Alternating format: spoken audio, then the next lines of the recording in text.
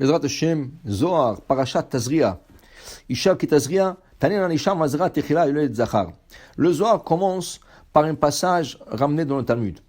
Comment le bébé est déterminé d'être un garçon ou une fille?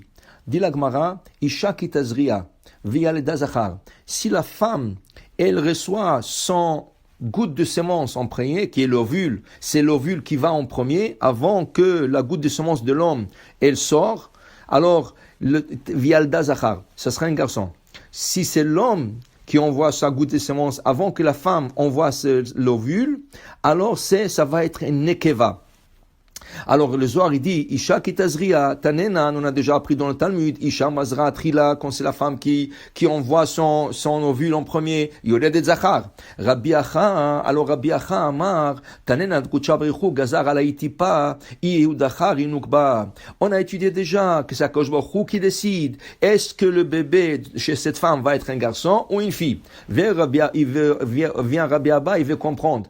At amar, toi tu nous enseignes physiquement, c'est si la femme, l'ovule sort en premier, c'est un garçon. Si c'est la goutte de semence de l'homme sort en premier, c'est une fille. Mais là, tu dis, c'est Akadosh Baruch Hu qui décide comment ça marche. Dis Rabbi Acha, je vais t'enseigner quelque chose. Akadosh Baruch Hu savait déjà qu'est-ce qui va sortir en premier, la goutte de semence ou l'ovule. Alors quand il décrète garçon ou fille, c'est quelque chose qu'il sait déjà. Alors il a décrété et naturellement c'est arrivé ici dans ce monde-bas que la goutte de semence ou l'ovule est sortie en premier. Amar Rabbi Acha ve'alda zachar ve'ki kivan de mazrat yuledet dirti ve'alda ha'ikirachim ba'ele isha ki tahar. Pourquoi on dit isha ki tazria? On doit dire isha ki tahar.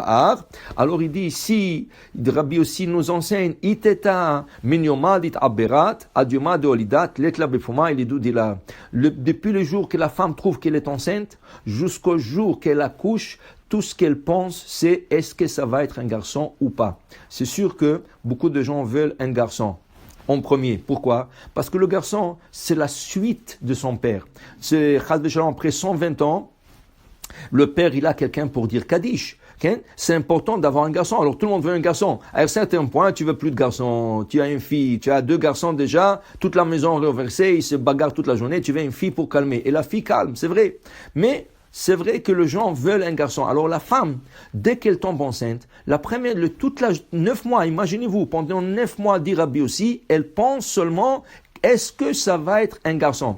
C'est pour cela, on dit que est-ce que c'est permis dans le ultrason que quand il vous demande, est-ce que vous voulez savoir que ça va être un garçon et une fille, qu'est-ce que l'halakha dit?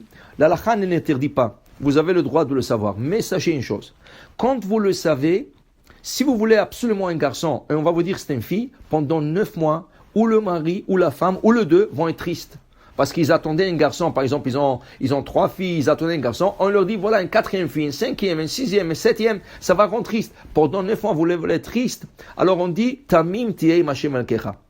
Tamim tiei Mashem Elkecha veut dire, sois innocent, sois pieux, laisse les choses avancer comme ils veulent, et Bezrat Hashem, c'est que ça va être. Ça va être un garçon, Baruch Haba. Ça va être une fille, Baruch Hanimtza. Alors, c'est pas important. Alors c'est pas interdit de demander. Mais, psychologiquement, ça peut affecter quelques personnes. C'est pour ça, on ne demande pas, on ne veut pas savoir. Et Bezrat Hashem, quand ça viendra, ça viendra. Mais on voit que même la femme enceinte, selon Rabbi aussi, pendant 9 mois, elle y pense. Isha ki tazria, Rabbi Chizkiya patach, dit Rabbi Chizkiya. Isha ki tazria, marabou ma'asecha Hashem. Regardez les œuvres d'Hashem. Combien ils sont grands. Kamasagiim de Malka Kadisha. Mata le barnash. Le bébé qui sort dans le monde, c'est comme un homme qui prend des grains de différents types que ce soit des légumineuses, de blé, de l'orge, de pois chiches, n'importe quoi. Et il est en train de le planter et quand il pousse, chacun pousse différemment, chacun pousse à sa manière.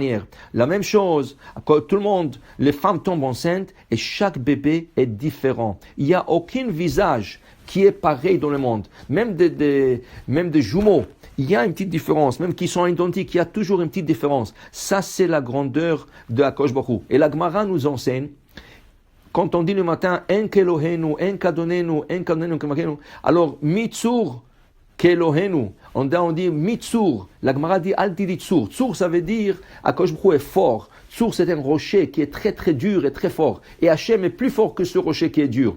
Mitsur Kelohenu. Dit la Gemara Altikra Tsur Ela Tsayar. Il n'y a pas un peintre différent que Dieu. Regardez, le matin vous sortez, regardez le ciel. Chaque matin, le ciel est peinturé de différents nuages. Il y a des nuages comme ça, il n'y a pas de nuages, il y a un peu de nuages, il y a beaucoup de nuages, il y a des nuages qui sont épais, il y a des nuages qui sont fins, il y a un beau dessin dans le nuage, on peut voir des images dans le nuage. Tsur, c'est un tsayar, c'est un peintre qui fait peindre le ciel. De la même manière qu'il peint le ciel, il peint aussi sa création. Et les bébés qui sortent, ils sont différents un de l'autre, comme s'ils étaient dessinés par Akadosh Baruch Hu. Alors il dit ici, ça c'est la chokhma et la grandeur d'Akadosh Baruch Hu. Baruch Adonai le'olam, amen ve amen.